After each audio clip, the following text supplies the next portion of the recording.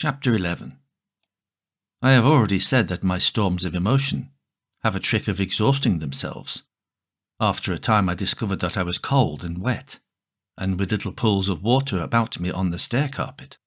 I got up almost mechanically, went into the dining room, and drank some whiskey, and then I was moved to change my clothes. After I had done that, I went upstairs to my study, but why I did so I do not know. The window of my study looks over the trees and the railway towards Horsham Common. In the hurry of our departure, this window had been left open. The passage was dark, and by contrast with the picture, the window frame enclosed, the side of the room seemed impenetrably dark. I stopped short in the doorway. The thunderstorm had passed. The towers of the Oriental College and the pine trees about it had gone, and very far away. Lit by a vivid red glare, the common about the sandpits was visible. Across the light, huge black shapes, grotesque and strange, moved busily to and fro. It seemed indeed as if the whole country in that direction was on fire, a broad hillside set with minute tongues of flame, swaying and writhing with the gusts of the dying storm, and throwing a red reflection upon the cloud scud above. Every now and then a haze of smoke from some nearer conflagration drove across the window and hid the Martian shapes. I could not see what they were doing, nor the clear form of them, nor recognize the black objects they were busied upon. Neither could I see the nearer fire, though the reflections of it danced on the wall and ceiling of the study. A sharp, resinous tang of burning was in the air. I closed the door noiselessly and crept towards the window. As I did so, the view opened out until, on the one hand, it reached to the houses about Woking Station, and on the other, to the charred and blackened pine woods of Byfleet. There was a light down below the hill, on the railway, near the arch, and several of the houses along the Maybury Road, and the streets near the station, were glowing ruins. The light upon the railway puzzled me at first. There were a black heap, and a vivid glare, and to the right of that a row of yellow oblongs. Then I perceived this was a wrecked train. The foreparts smashed and on fire, the hinder carriages still upon the rails. Between these three main centres of light, the houses, the train, and the burning county towards Cobham, stretched irregular patches of dark country, broken here and there by intervals of dimly glowing and smoking ground. It was the strangest spectacle, that black expanse set with fire. It reminded me, more than anything else, of the potteries at night. At first I could distinguish no people at all, though I peered intently for them. Later I saw against the light of Woking Station a number of black figures hurrying one after the other across the line. And this was the little world in which I had been living securely for years, this fiery chaos. What had happened in the last 7 hours I still did not know. Nor did I know, though I was beginning to guess, the relation between these mechanical colossi and the sluggish lumps I had seen disgorged from the cylinder. With a queer feeling of impersonal interest, I turned my desk chair to the window, sat down and stared at the blackened country, and particularly at the three gigantic black things that were going to and fro in the glare about the sandpits. They seemed amazingly busy. I began to ask myself what they could be. Were they intelligent mechanisms? Such a thing I felt was impossible. Or did a Martian sit within each, ruling, directing, using, much as man's brain sits and rules in his body?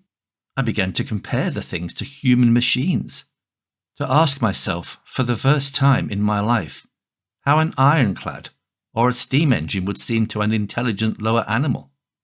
The storm had left the sky clear, and over the smoke of the burning land, the little fading pinpoint of Mars was dropping into the west, when a soldier came into my garden.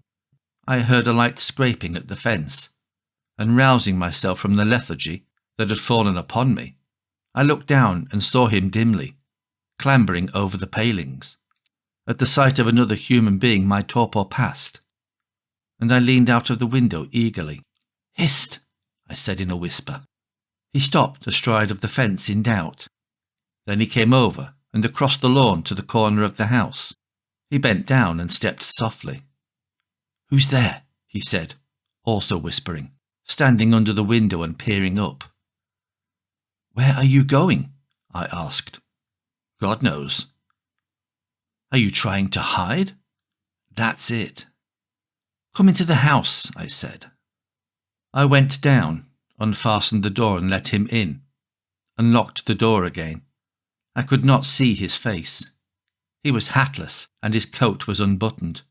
"My God!" he said as I drew him in. "What has happened?" I asked. "What hasn't?" In the obscurity I could see he had made a gesture of despair. "They wiped us out. Simply wiped us out," he repeated again and again. He followed me, almost mechanically, into the dining room. "Take some whiskey," I said, pouring out a stiff dose. He drank it. Then abruptly he sat down before the table, put his head in his arms, and began to sob and weep like a little boy, in a perfect passion of emotion, while I, with a curious forgetfulness of my own recent despair, stood beside him, wondering. It was a long time before he could steady his nerves to answer my questions, and then he answered, perplexingly and brokenly. He was a driver in the artillery, and had only come into action about 7. At that time firing was going on across the common, and it was said the first party of Martians were crawling slowly towards their second cylinder under cover of a metal shield. Later this shield staggered up on tripod legs, and became the first of the fighting machines I had seen. The gun he drove had been unlumbered near Horsham, in order to command the sand pits, and its arrival it was that had precipitated the action. As the limber gunners went to the rear, his horse trod in a rabbit hole and came down, throwing him into a depression of the ground. At the same moment the gun exploded behind him. The ammunition blew up. There was fire all about him, and he found himself lying under a heap of charred dead men and dead horses. "I lay still," he said, "scared out of my wits, with the forequarter of a horse atop me. We'd been wiped out, and the smell, good God, like burnt meat. I was hurt across the back by the fall of the horse, and there I had to lie until I felt better, just like parade. It had been a minute before, then stumble, bang, swish. Wiped out," he said. He had hid under the dead horse for a long time, peeping out furtively across the common. The Cardigan men had tried a rush, in skirmishing order, at the pit, simply to be swept out of existence. Then the monster had risen to its feet and begun to walk leisurely to and fro, across the common among the few fugitives, with its head-like hood turning about exactly like the head of a cowled human being. A kind of arm carried a complicated metallic case, about which green flashes scintillated, and out of the funnel of this there smoked the heat ray. In a few minutes there was, so far as the soldier could see, not a living thing left upon the common, and every bush and tree upon it that was not already a blackened skeleton was burning. The hussars had been on the road beyond the curvature of the ground, and he saw nothing of them. He heard the Maxims battle for a time and then become still, the giant saved Woking Station and its cluster of houses until the last. Then in a moment the heat ray was brought to bear, and the town became a heap of fiery ruins. Then the thing shut off the heat ray, and turning its back upon the artillerymen, began to waddle away towards the smouldering pine woods that sheltered the second cylinder. As it did so, a second glittering titan built itself up out of the pit. The second monster followed the first, and at that the artillerymen began to crawl, very cautiously across the hot heather ash towards Horsham. He managed to get alive into the ditch by the side of the road, and so escaped to Woking. There his story became ejaculatory. The place was impassable.